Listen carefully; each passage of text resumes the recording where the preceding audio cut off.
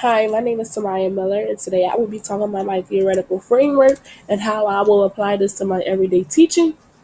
So, my sole purpose of learning is to instill a diverse way of learning. I want to be able to challenge my students in every aspect of learning. I will want my students to, I will push my students to work hard in everything that they do in life, and either whether it's in the classroom or outside of the classroom.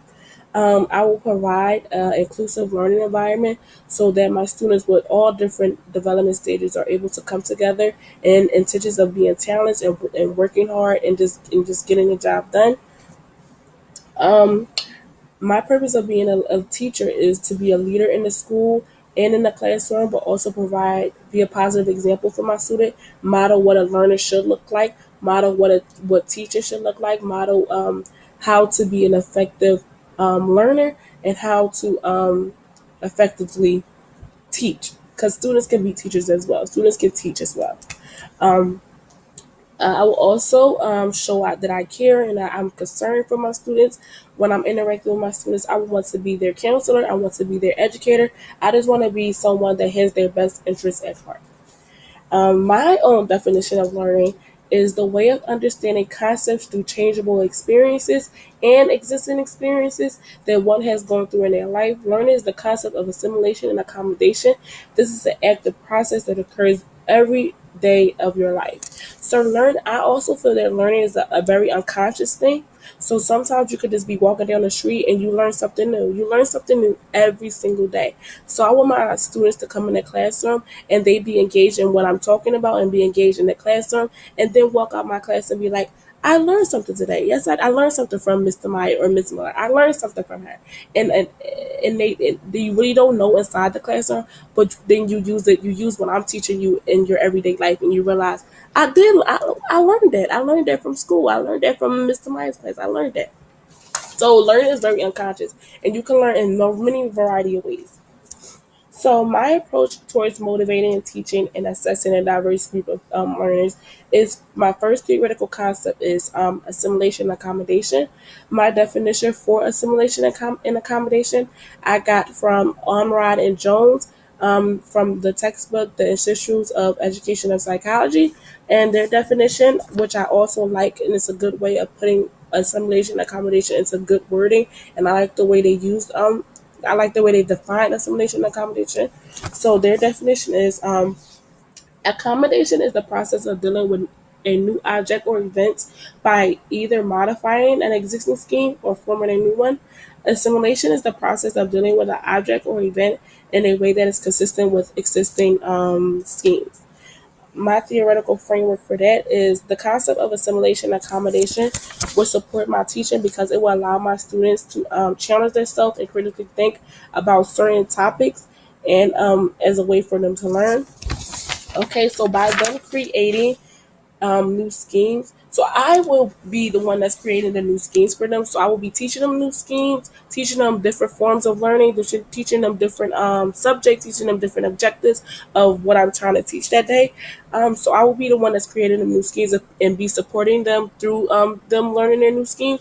But I also want them to create their new schemes, but I also would encourage them and challenge them to create their new schemes, but also relate their new schemes of what I'm teaching them to their already existing schemes. So I will also always, after I'm finished teaching, my assessment is to, okay, students, I'm teaching you something new. I want you to relate to what I'm teaching you to something that you already know. It can be anything that you already know. Just something that I'm teaching you and relating to something that you already know. Already know. So by them doing that, it allows them to interpret they allows them to interpret what the way I'm teaching them in any type of way, and it makes them want to work harder and it challenges them to think outside of the box of what I'm trying to say, but also how it will help them in their learning. So, for example, maybe I'm teaching a science class and I'm teaching about DNA and RNA. So I'm teaching the scientific format of DNA and RNA, and I'm showing them all this science stuff about DNA and RNA. But at the end of the day, I ask the students, okay, students, I teach you all the things about DNA, RNA in a scientific way.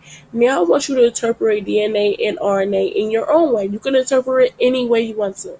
Some students might say DNA and RNA is like a spiral staircase. So a spiral staircase is something that they already know. They already know what a spiral staircase is. Everybody knows what a spiral staircase is. So they have their existing scheme and they have the new scheme that I'm teaching them. So when they combine them, it makes it easier for them to learn. It challenges them to think outside of the box. It makes them remember things easier. It makes them be an effective learner. And by them just doing that, it makes them be like, ding, I found something new. I really learned something. I created this new scheme. I already have this existing scheme. I combined them, and it makes a bigger concept. It makes me think outside of the box. It makes me think bigger. It makes me modify what Miss Tamaya is teaching me, and I modified it to make me remember it, or make me present it better, or make me evaluate it better, or maybe make me draw it better. It makes them want to. It makes them think. It makes them think about the concept that I'm learning in a more of their type of way. Because students learn in a variety of ways. All students are not the same learners. So students learn in a variety of different ways. So I will encourage them to interpret the way the concept that I'm teaching them in a variety of different ways. So my next theoretical framework and my theoretical concept is to create an inclusive learning environment. So my definition of an inclusive learning environment is a sense of belonging in the classroom, supporting all my students' development stages, allowing my students to have different development stages and intention of them challenging each other, and also being supportive of one another, and me also being supportive of their interpretations of stuff and their development stages. So my inclusive classroom, I just think my inclusive classroom is accommodating everyone's needs, allowing my students to be eager and feel eager to come to class because everybody is in this inclusive environment. Nobody's feel left out. Everybody is learning and encouraging each other in one different way. And I'm as my way of teaching. I would want my students to all be together, but I would also want my students to teach, not teach, but I also want my students to challenge each other. So like I said before in assimilation accommodation, that students learn from each other. So being in an inclusive environment, having many different development stages, as a teacher you can play that off and make it better for you and also better for your students. So sometimes the students don't want to hear from a teacher all the time. Maybe they want to hear from their peers. So my class will be an active class where they talk to each other and they discuss about a concept that I brought up or that I have been teaching them, and they interpret it their own way, and they come together and they and make a bigger concept of what they interpreted, and they challenge each other, and they just make a bigger concept of what I taught them, and it makes it an inclusive environment because everybody is working together, everybody is accommodating together. We are challenging all different development stages. Everybody is participating. Everybody is coming up with different concept and is making it into one. So it makes it better for the students and makes it better for the classroom because everybody is eager to come to class because they know that we're going to be actively looking at something and making it a bigger concept. My third theoretical framework is autonomy. I'm all about supporting my students through their absolute choice. I'm all about them interpreting the way that they want to interpret. I'm all about their variety of different learning stages. I'm all about their variety of different development stages. So I'm all about them having a choice in how they want to learn. Um, so I will model what something should be like. So my example of this is I will model what a effective writing assignment should be like. I will model what an effective assignment should be like. But I also will want them to interpret what they think an actual writing assignment should be like. So my model will be there to support them and to help them, but I want them to be able to interpret it in the way that they feel is best for them. So and that's making them have a choice in what they want. So I want them to be able to have a choice in everything that they do. Like I said in assimilation accommodation, they create new schemes every day. So by me by me making that new scheme and making that new concept, and them already creating that existing concept and putting that together, they're interpreting the way they want to, and they're creating bigger and better things than what I did. So I want them to interpret what I'm doing in a different ways in order for them to be able to be effective learners and effective students. My fourth one is motivation. I want to be able to motivate my students in any way possible. I want my students to be motivated in any way possible. Um, I would want my students to be motivated and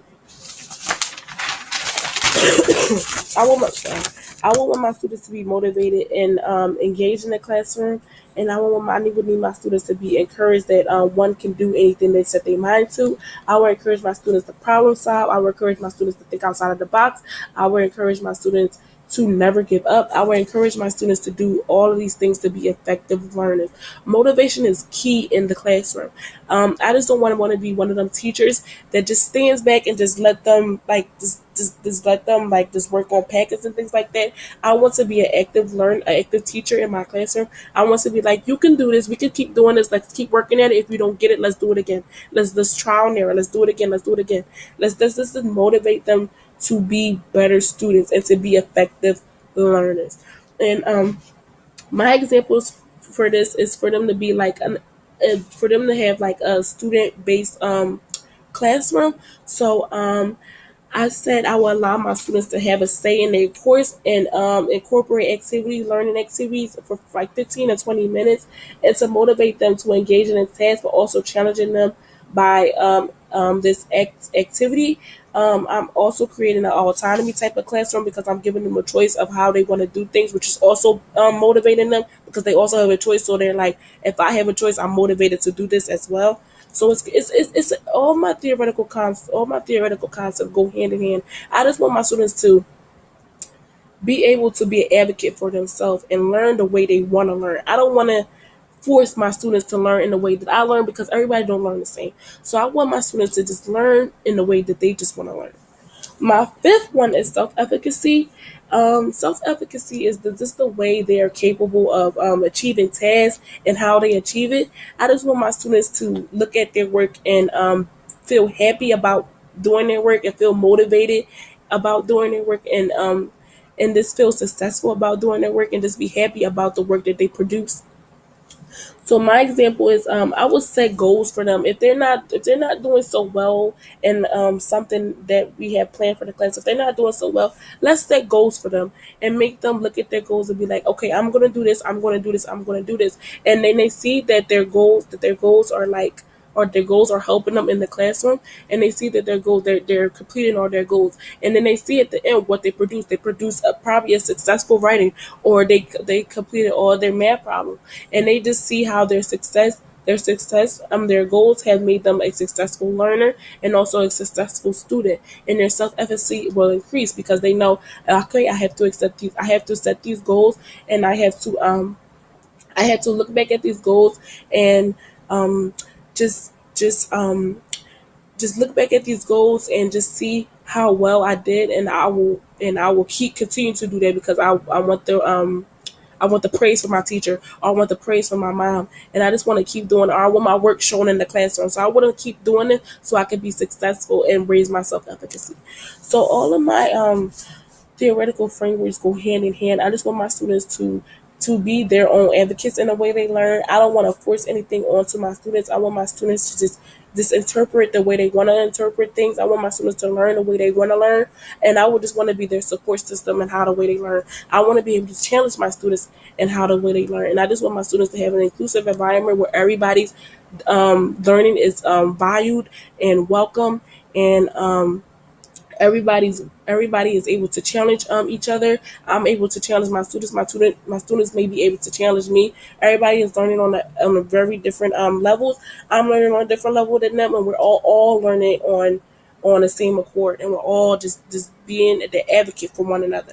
So I want my students to be like, I'm excited to come to Mr. Maya class because I know that I'm going to learn something in her class. Something new is going to happen in her class because she's an advocate for us. She's the one that's active with us. And I want to be active in my students. I just don't want to be the one that's just giving them papers and things like that. I want to be the one that's active and having discussions and going into the class and going into the classroom and going in with my students and being that one that has their best interests at heart, being concerned for my students, allowing me to have office hours. I just want to be that person that have that inclusive environment and want everything to be like accommodating to my students. I just want my students to be successful and supported and all the development stages to be valued and appreciated, and I just want my students to succeed.